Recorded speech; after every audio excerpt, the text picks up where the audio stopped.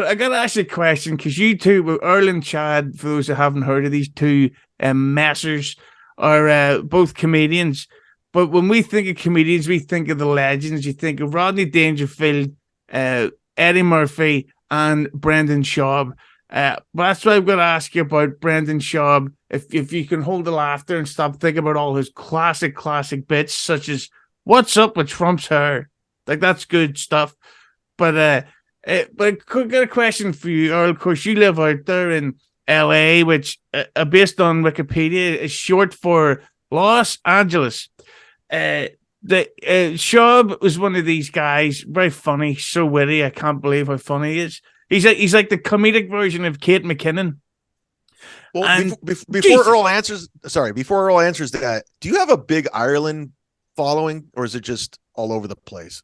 Mostly America. I can't even get my friends to listen to my podcast. Even if I start talking to them about it, they will interrupt me. It's racist. Yeah. So go ahead. But yes, so Brendan Schaub, he's the real life Rupert Pupkin. And because of that fucking Joe Rogan, he's used him to become successful despite really being considered so unfunny that he makes fucking Pete Davidson look like Norm Macdonald. So basically what I'm going to say is, Earl, you're out there in LA, which rappers hilariously do that because they don't know how to spell. Well, what's the reputation of a Brendan Schaub out there in La? Go ahead, Earl. Now, keep in mind, I've done one show with the guy at the Improv. He went on actually right after me. Did he think it was called the Improve? That's an old Mitch Hedberg joke. What are you doing, Carlos Mencia? Come on, dude. Get it together. What's the difference between black people and... Oh, sorry, go ahead. Watch out. Dude. Like bad connection. I didn't hear that last joke. The overall impression of him is nice guy, not funny. But I don't think he... he doesn't practice a lot. It's like... And I tried to hook up this guy with Chad. I got to text that guy. I'm friends with a wrestler named Big Bill. If you're WWF fan, you know him as Big Cass. And, fuck, I know him from Enzo and Cass. Yes, he was in TNA or Impact Wrestling, and now he's in AEW. I'm just bringing him up to give you this example. Well, if he fucks with me, he's going to be in A&E. Tell him Chad said that. Hello. AEW was in town a couple weeks ago, and so we did a wrestling show at the Comedy Store, and he did really well. And so the next day he calls me up and says, "Hey, can you get me on another show? I'm in town for a few days." And I'm like, "Well, it's not going to be at the Comedy Store, bro.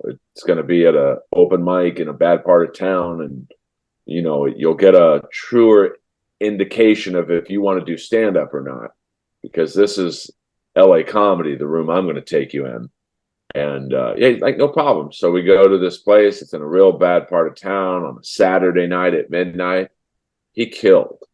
And no one in the room, there was a couple wrestling fans there. So like out of probably 70 people, maybe five dudes knew who he was. And then the next day he calls me up, "Hey, can you get me on at Potluck?" And he went on at Potluck at the Comedy Store, which is their open mic. And there's like 7 comics before him. And then he went up. He had the best set of anyone who went up before him. My point of even bringing all that stuff up is I don't think Schaub does that. Like, I don't think he would go to Third Wheel on a Saturday night at midnight to potentially bomb in front of other comics. But Big Bill, he didn't care. He has a work ethic. And, I don't think Schaub would do Potluck at the Comedy Store with the potential, because Potluck at the Comedy Store right now is really good. Like there's just a high standard at the Comedy Store. So even the people who do Potluck are very funny, younger, usually comics. I don't like, it's a very long answer to your question, but I'll compare Schaub to me. My first say 4 years in comedy, I was going up three times a night, 7 nights a week. I mean, I was an animal. I mean, I was going up 20 to 25 times a week. Even if I went to go see Kiss in Irvine, took a night off, I'd stand at the exit when they were playing Rock and Roll All Night because I knew that was their last song. I'd run to my car, drive an hour, just do one open mic just to say I went up that night. I don't think Schaub does that stuff. So I think that's why his comedy has suffered a little bit because he just doesn't have the chops yet. Well, I've heard Brendan Schaub say that podcasting is like checkers and that coming up with stand-up material is like playing chess. That's what he actually said. But Chad, from your neck o' the woods, what am I, Axl Rose? What's your take and your spin on the king of comedy that is Brendan Schaub? Well, I understand the narrative of comedians. You have to hate people and certain people. And obviously Brendan gets a lot of that shit. I met him one time, nice enough, but I can't really pass a judgment. I've seen clips of him online, but there's a lot of comedians I've seen that I don't find funny. And that's just a subjective thing. But I think Brendan gets it because people know he got backdoored in with Rogan. So he already had the UFC, Rogan. So he kind of got that thing. And I remember I started around the time Neil Brennan was starting in LA. And I was just like Earl. I was going to every open mic. And I'll tell you who was there every time was fucking Whitney Cummings. Her work ethic was undeniable. She was at every fucking open mic. So well, you can't suck anybody's famous dick if you're staying at home. You need to leave the house to do that. But sorry I interrupted you, baby. It's all right. No. So with that being said, I remember Neil kind of was on the Hollywood Improv stage and he wasn't really good. I remember we did Comedy Juice in Irvine one night and he bombed miserably. And they're like, who is this guy? He's like, oh, that's the co-creator of the Chappelle Show. So he was getting all this quality stage time because he was co-creator of the Chappelle Show. So he kind of backdoored himself into these great shows. But I never saw Neil at open mics. He was just only at Comedy Juice shows. He was already getting spots at the Hollywood Improv because he had that credit. And I think Brendan Schwab's the same way. Going back to what Earl was saying, like I was an animal too. I'd go to I go to potluck. I'd sign up and sometimes I want to get on. And I'd go to the Ha Ha Cafe. I'd throw down $5 and I would go on stage for 5 minutes and bomb in front of comics. And that's what you got to do. And I don't think Brendan Schwab has that. But I don't know. Again, I know I'm supposed to hate him, but I can't. I don't have it in me because I don't care. I mean, I don't hate him. I don't know him to hate him. But I don't think, like Chad said, he definitely cut some corners with the help of Rogan, and probably everyone else would have done that too. But I think, and it had to be hard for him because you got to figure, at the time he was kind of just getting into stand up. All his friends were famous comics, D'Elia, Brian Callen, Theo, obviously Rogan, Hinchcliffe. So it had to be weird for him to be the only guy in the room without a special, without any, really respect. Because those guys I just mentioned all respected each other, for the grind that they've went through, and here he's in the room, kind of like, I want a special too. I mean, I'm sure, because my friend was his manager at the time he got his special, and even I remember I had a meeting with him about something for me, and he asked me, well, what would you do? I'm like, well, and it's funny. I said, whatever you do, don't give him a special. He's not ready.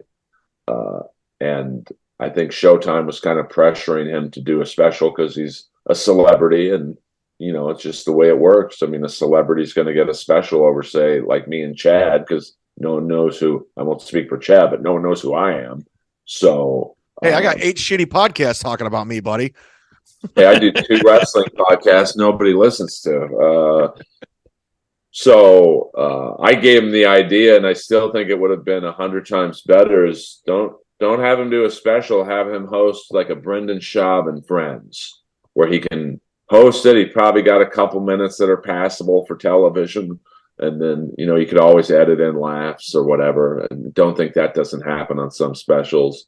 And then you either have 3 famous friends of his, Rogan, Callen, and D'Elia at the time, this is pre-allegations, or do you have three undiscovered comics, like, say, I don't know, me, Tiana, and Chad, or Chad, Tiana, and Mike Lawrence? No, I'm closing. So, well, it does whoever. So that way, he only has to do 5-6 minutes of total material in an hour show. And I don't think I'm speaking out of school when I say this, but there's a story, and I've heard it from a couple very reliable sources. I won't throw them under the bus, even though I'm burning every bridge there is. Joe Rogan opened for that special, and Joe Rogan on the way home calls a certain comic going, "Holy shit!" Like literally said, "Schwab bombed." Like it wasn't a good scene. Like you don't have Joe Rogan open for you at a special. You just don't do that. He's going to bury you because you're not experienced, and you got to carry 45 minutes after that. And I've heard that story a couple of times from different comics that we know. I've also heard that Schaub's maybe not the nicest of blokes when it comes to the treatment of the ladies, if you know what I mean. Like he'll ask them to kiss him right in the trousers after he does a hilarious set at one of these shows. Like, I don't know, he may be just saying a Well, I don't know about that. I mean, I made the mistake, and I probably should have consulted with Chad before. Someone said, "Hey, there's some what's the subreddit on Schaub? It's that group? No, not Nobody Likes Onions, but that's my friend Patrick's podcast. Patrick Melton. But there's some subreddit group that's devoted to hating Schaub, and my friend What's Chris. That like? Well, I went in there because my friend Chris Knapp was like, "Hey, you should go in there. Tell them you're a Comedy Store paid regular. They'll love you." And so I go in there. "Hey, everyone, Earl Skakel. I'm a regular at the store. If you got any questions, let me know." And literally within the first 5 minutes of me posting that, I had 10 questions about Schaub and how tall is Rogan. And I said, I'm 6'1", maybe 6'2", some people say. And anytime I see Joe, he hugs me. So I said, based on the hug, he's about 5'9". And I was called you're just trying to get on his podcast. I'm like, no, I don't know how tall he is. I literally think he's around 5'9". Like, and you're just saying that to kiss his ass. I'm like, no, Joe's had over 2,000 guests on his podcast. And if I'm not one of them, I'm pretty sure I'm not going to be 2001. So, that's my last time ever logging into Reddit. I'm 5'9", and I've been next to Joe a million times, and he's shorter than I am. I'll just say that. But on the flip side of that, he could beat the living shit out of me if he wanted, so it doesn't matter. But I mean, I would say, like I said, if let's say I'm 6'2", I would say Joe's, I don't know, 3 to 4 inches shorter than I am. So that's around 5'9". Like, it's all good. And so I'm not going to lie about his height so I can get on his podcast. I heard you hate Joe Rogan. Speaking of which, I love him. He's always, every time he's talking to a major celebrity at the store and sees me, he will break away from the conversation. He gives me a huge hug and takes at least a couple minutes to say, "Hey, what are you doing? How's everything?" and all that stuff. So I'm a Joe fan. He don't owe me anything. I heard you hate him.